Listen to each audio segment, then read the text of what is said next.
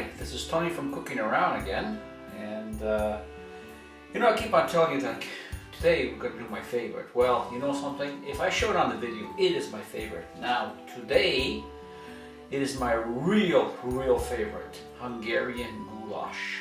So here I have about half a kilo of meat, and I cut it all up into cubes, just leaving a little bit of the fat on to give us that little extra flavor.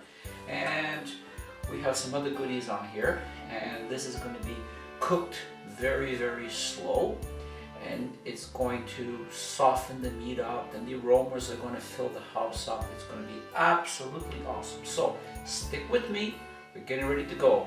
Here we go. And we're back. Grab yourself a nice fry pan, and we put in about, say, 3 tablespoons of oil, any kind of oil. I'm using sunflower oil. And we just wait for that to heat up a little bit. And the way to see if that thing is hot enough, grab a piece of your meat, just put it in, and listen to the sizzle. So, we take our half a kilo of meat, and put it in, go all the way around. Well, even if it sticks, don't worry.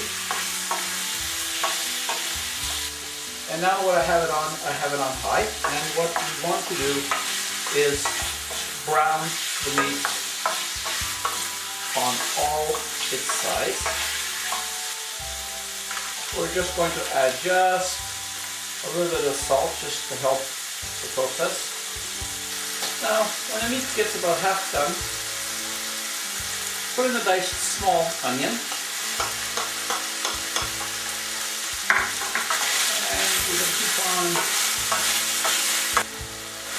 And now, make a little hole, the way I usually do it.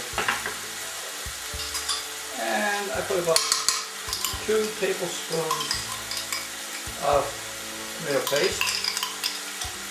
And I fry that all around. My pimento sauce is on my other recipe. I've got about 2 tablespoons there. You don't have to use my paste, you could just use ketchup. I use about a 1/4 cup of ketchup. And mix that all around. Just look at those flavors coming. Now, I'm going to reduce the heat a little bit. And I'm just going to fry those peppers in there for a second. Look how that's coming. You can imagine how that's going to turn out. And now it's time to add some wine. I'm adding a semi-sweet Bulgarian wine, which will the sweetness will bring out the flavors of this dish. I'd say about 1/3 of a cup. So we wait until that comes up to a boil. And now about 3 tablespoons of Lee and Perrins, or you can use Worcestershire sauce.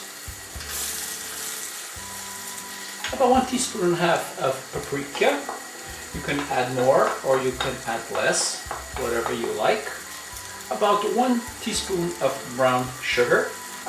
Usually it will take about 2, but since I added the sweet wine, I'm just adding about 1/2 to 1 teaspoon of brown sugar. And a dash of vinegar. You can use white or red. Just add it a little bit because I did add the wine. Now, if you can just smell that. And now, this is an option. I'm adding tomatoes with its sauce already in there. If you don't want to add any tomatoes, you can add just water. So usually the recipe calls for water, but since this is very liquidy with the tomatoes, I'm not adding any water to this recipe. And I put that in. Now some people will say, oh, well, I would have cut up tomatoes. Well, you know something, you can. I don't bother, it just goes in. And now some fresh ground pepper. And since I already added salt, I'm not going to add any more salt at this stage. But when it's almost ready, then I'm going to taste it again and add the salt as necessary. So, now what we do now is we lower the heat to medium-low and we let it simmer for 1 hour. So now, we cover it, but also, please remember to come here every now and then, say every 10 minutes, and give it a stir and check on it. how it is. Okay, we're back now. It's been a little bit over an hour, say about an hour and 10 minutes. And now we can see how good this thing is turning out. So I'm going to now cook this on low, simmering for another half an hour, and as the liquid starts to reduce, you have to come here and keep on giving it a little stir so it will not burn. So I will be back in half an hour. And here we are back again. It's been now half an hour. Now I just want you to see how this goulash is coming along. It's absolutely beautiful. Now what I'm going to do, I'm going to take my fork and I'm going to grab a piece of meat here, and I'm just going to stab it and see how tender it is. It is absolutely tender. Perfect, perfect.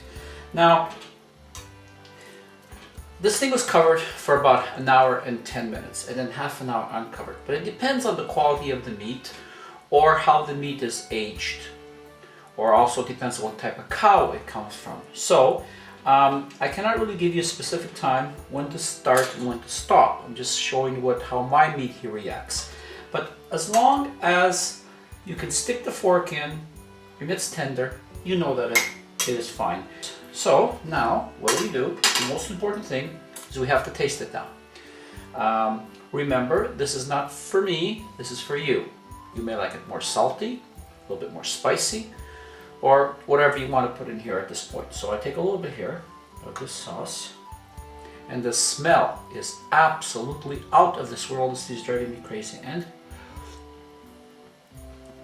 it is absolutely perfect. I'm telling you, your mother would be proud. So all I want to say is thank you very much for being with me. Thank you for enjoying this video with me, and I hope to see you again on my next cooking recipe. Thank you and enjoy my Hungarian goulash.